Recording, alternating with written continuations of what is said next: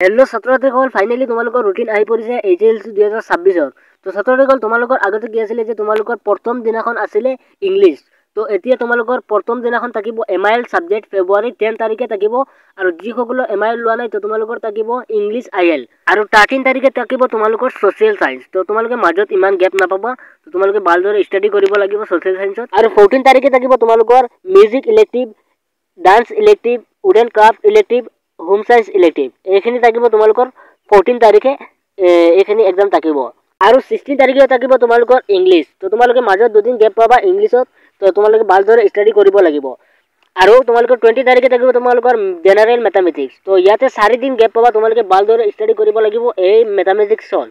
আৰু তোমালোকৰ 23 তাৰিখে থাকিব তোমালোকৰ জেনাৰেল সায়েন্স। তো এইখন তোমালোকৰ মাজত দুদিন গেপ পাবা, তো এইখন ভালদৰে তোমালোকে ষ্টাডি কৰি ৰাখিবা।